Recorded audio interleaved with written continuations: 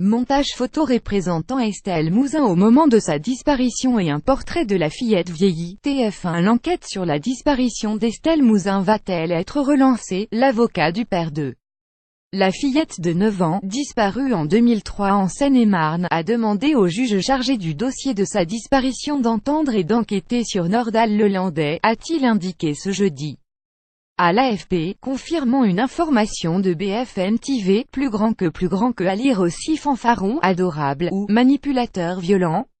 Qui est Nordal Lelandais? Nous avons fait cette demande début septembre, après la disparition de la petite Maëlys, dont Nordal Lelandais est soupçonné d'être responsable. C'est une vérification normale, une démarche que l'on fait forcément quand il y a un enlèvement de petite fille. Ah! Expliquez-me Didier Seban. Je pense que ça va se faire, a-t-il ajouté.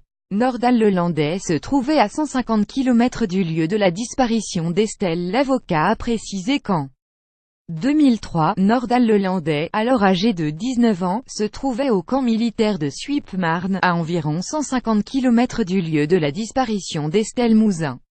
Il faut notamment vérifier la téléphonie pour voir s'il était dans le coin à ce moment-là, a précisé M. Seban. Le 9 janvier 2003, la fillette avait disparu vers 18 h sur le chemin entre école et domicile, à Guermantes. Dès les premiers jours, des recherches avaient été entreprises à l'aide notamment d'un hélicoptère et de plongeurs des sapeurs-pompiers qui avindaient les plans d'eau du secteur.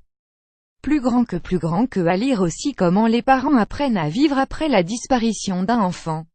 Après la petite Maëlys en Isère, Nordal Lelandais, un ancien maître chien de 34 ans, est désormais soupçonné d'avoir assassiné le caporal Arthur Noyer en Savoie, une accusation qui va conduire les enquêteurs à rouvrir les dossiers des disparitions non élucidées dans la région.